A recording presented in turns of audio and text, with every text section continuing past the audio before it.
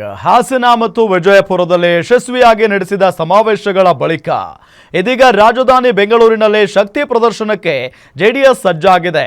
ಪಕ್ಷದ 25ನೇ ವರ್ಷದ ರಜತ ಮಹೋತ್ಸವದ ಅಂಗವಾಗಿ ಬೃಹತ್ ಜನತಾ ಸಮಾವೇಶ ನಡೆಸಲು ತೀರ್ಮಾನಿಸಲಾಗಿದ್ದು, ಮುಂಬರುವ ಗ್ರೇಟರ್ ಬೆಂಗಳೂರು ಪ್ರಾಧಿಕಾರ ಚುನಾವಣೆಯನ್ನ ಗುರಿಯಾಗಿಸಿಕೊಂಡು ದಳಪತಿಗಳು ಭರ್ಜರಿ ಸಿದ್ಧತೆ ನಡೆಸ್ತಾ ಇದ್ದಾರೆ. ನಾಳೆ ಬೆಂಗಳೂರಿನಲ್ಲಿ ಜೆಡಿಎಸ್ ಶಕ್ತಿ ಪ್ರದರ್ಶನಕ್ಕೆ ಸಜ್ಜು. ಹಾಸನ ವಿಜಯಪುರ ಬಳಿಕ ಬೆಂಗಳೂರಿನಲ್ಲಿ ಜೆಡಿಎಸ್ ಸಮಾವೇಶ. ಮುಂಬರುವ 2028 ಚುನಾವಣೆಗೆ ಪಕ್ಷ ಸಂಘಟನೆ ಸಿದ್ಧತೆ.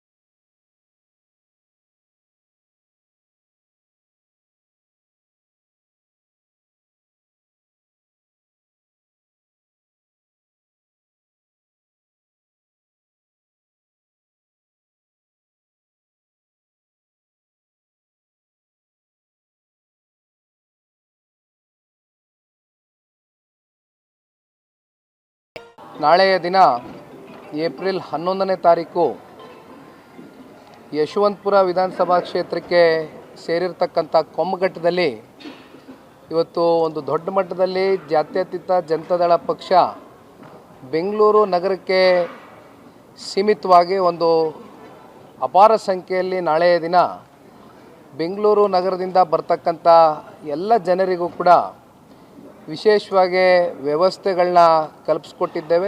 ಇನ್ನು ಗ್ರೇಟರ್ ಬೆಂಗಳೂರು ಪ್ರಾಧಿಕಾರ ವ್ಯಾಪ್ತಿಯ 5 ನಗರ ಪಾಲಿಕೆಗಳಲ್ಲಿ ನಡೆಯಲಿರುವ ಚುನಾವಣೆಯನ್ನ ಗಮನದಲ್ಲಿ ಇಟ್ಕೊಂಡು ನಾಳೆ ನಗರದ ಹೊರವಲಯದ ಕೊಮ್ಮಘಟ್ಟದ ಮೈದಾನದಲ್ಲಿ ಜೆಡಿಎಸ್ ಬೃಹತ್ ಸಮಾವೇಶ ನಡೆಸಲು ಸಕಲ ಸಿದ್ಧತೆ ಮಾಡಿಕೊಳ್ಳಲಾಗಿದೆ. ಹಾಸನ ಹಾಗೂ ವಿಜಯಪುರದಲ್ಲಿ ನಡೆದ ಸಮಾವೇಶಗಳ ಯಶಸ್ಸಿನ ನಂತರ ಇದೀಗ ಬೆಂಗಳೂರಿನಲ್ಲೂ ಅದಕ್ಕಿಂತ ದೊಡ್ಡ ಮಟ್ಟದಲ್ಲಿ ಶಕ್ತಿ ಪ್ರದರ್ಶನ ಮಾಡುವ ಗುರಿಯನ್ನ ಪಕ್ಷ ಹೊಂದಿದೆ. ನಾಳೆಯ ಸಮಾವೇಶಕ್ಕೆ ರಾಜ್ಯದ ಎಲ್ಲಾ ಭಾಗಗಳಿಂದ ಕಾರ್ಯಕರ್ತರು ಭಾಗವಹಿಸಲಿದ್ದಾರೆ. ಮುಂಬರುವ ಚುನಾವಣೆಗಳಿಗೆ ಇದು ದಿಕ್ಸೂಚಿಯ ಸಮಾವೇಶವಾಗಲಿದೆ ಎಂದು ನಿಖಿಲ್ ಕುಮಾರಸ್ವಾಮಿ ವಿಶ್ವಾಸ ವ್ಯಕ್ತಪಡಿಸಿದರು. ಹಾಸನ ಜಿಲ್ಲೆಯಲ್ಲಿ ಸಮಾವೇಶ ಬಹಳ ದೊಡ್ಡ ಮಟ್ಟದಲ್ಲಿ ಆಗಿರ್ತಕ್ಕಂಥದ್ದು ಇಡೀ ರಾಜ್ಯದ ಜನತೆ ನೋಡಿದ್ದಾರೆ. ಜನರ ಆಶೀರ್ವಾದ ಇತ್ತು. ಜೊತೆಯಲ್ಲಿ ಕಿತ್ತೂರು ಕರ್ನಾಟಕ ಭಾಗದಲ್ಲಿ ಜನತಾದಳ ಪಕ್ಷ ಅಷ್ಟು ಪ್ರಬಲವಾಗಿಲ್ಲ ಅಂತಕ್ಕಂಥ ವಿರೋಧಿಗಳ ಕೆಲವೊಂದಷ್ಟು ಲಘುವಾದಂಥ ಹೇಳಿಕೆಗಳಿಗೂ ಕೂಡ ಆ ಭಾಗದ ಜನವೇ, ಆ ಭಾಗದ ನಮ್ಮ ಪಕ್ಷದ ನಾಯಕರ ಎಲ್ಲರೂ ಕೂಡ ಸೇರಿ ಉತ್ತರವನ್ನು ಕೊಟ್ಟಿದ್ದಾರೆ.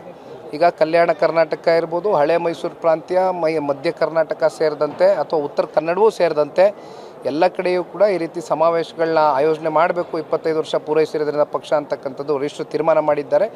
ನಾಳೆ ದಿನ ವಿಶೇಷವಾಗಿ ಬೆಂಗಳೂರು ನಗರದಲ್ಲಿ ಆಗ್ತಾ ಇರತಕ್ಕಂಥದ್ದು ಇದು ಕೇವಲ ಬೆಂಗಳೂರು ನಗರಕ್ಕೆ ಸೀಮಿತವಾಗಿರ್ತಕ್ಕಂಥ ಸಮಾವೇಶ. ಈ ಸಮಾವೇಶದ ಮುಖ್ಯ ಉದ್ದೇಶ ಪಕ್ಷದ ಸಂಘಟನೆ ಬಲಪಡಿಸುವುದು, ಕಾರ್ಯಕರ್ತರನ್ನ ಚುನಾವಣೆಗೆ ಸಜ್ಜುಗೊಳಿಸುವುದು, ಸದಸ್ಯತ್ವ ನೋಂದಣಿ ಹೆಚ್ಚಿಸುವುದು ಹಾಗೂ ಜನಪರ ಹೋರಾಟಗಳ ರೂಪರೇಷೆ ತಯಾರಿಸುವುದು ಪ್ರಮುಖ ಉದ್ದೇಶವಾಗಿದೆ. ಜೊತೆಗೆ ಕಳೆದ 25 ವರ್ಷಗಳಲ್ಲಿ ಜೆಡಿಎಸ್ ನಡೆದು ಬಂದ ರಾಜಕೀಯ ಪಯಣವನ್ನ ಅವಲೋಕಿಸುವುದು ಈ ಸಮಾವೇಶದ ವಿಶೇಷವಾಗಿರಲಿದೆ. ಇದೇ ವೇಳೆ ಮೈಸೂರಿನಲ್ಲಿ ಕುಮಾರಸ್ವಾಮಿ ಮಾತನಾಡಿ, ನಾನು ಒಮ್ಮೆಯೂ ಬಹುಮತದಿಂದ ಸಿಎಂ ಆಗಿಲ್ಲ. ಮುಂದೆ ದೇವರ ಕೃಪೆ ಇದ್ದರೆ ಮುಖ್ಯಮಂತ್ರಿ ಆಗ್ತೀನಿ. ಹಿಂದೆ ನಾನು ಸಿಎಂ ಆಗಿದ್ದು ದೇವರ ಕೃಪೆಯಿಂದ ಎಂದು ತಿಳಿಸುವ ಮೂಲಕ ಮತ್ತೆ ಸಿಎಂ ಆಗುವ ಆಸೆಯನ್ನ ಕುಮಾರಸ್ವಾಮಿ ಹೊರಹಾಕಿದ್ರು.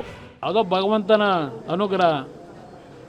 ಈಗ ನಾನು 2 ಬಾರಿ ಮುಖ್ಯಮಂತ್ರಿ ಆಗಿದ್ದನು.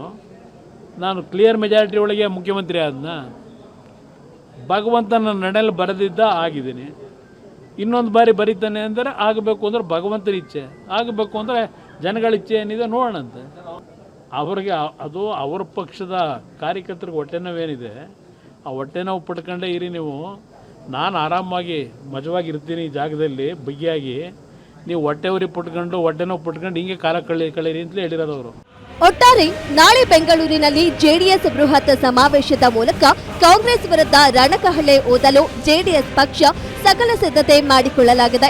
ಈಗಾಗಲೇ ನಾಳೆ ಸಮಾವೇಶದ ಬಗ್ಗೆ ನಿಖಿಲ್ ಕುಮಾರಸ್ವಾಮಿ ಕೊಮ್ಮಘಟ್ಟದ ಮೈದಾನಕ್ಕೆ ಭೇಟಿ ನೀಡಿ ಸ್ಥಳ ಪರಿಶೀಲನೆ ನಡೆಸಿ ವ್ಯವಸ್ಥೆಗಳ ಕುರಿತು ಮುಖಂಡರ ಜೊತೆ ಚರ್ಚಿಸಿದ್ರು. ನಾಳೆ ನಡೆಯುವ ಸಮಾವೇಶದ ಮೂಲಕ ಜೆಡಿಎಸ್ ಪಕ್ಷ ತನ್ನ ರಾಜಕೀಯ ಶಕ್ತಿಯನ್ನ ಮತ್ತೊಮ್ಮೆ ಪ್ರದರ್ಶಿಸಲು ಸಜ್ಜಾಗಿದೆ. Durgesh Naik, political bureau, guarantee news, Bengaluru.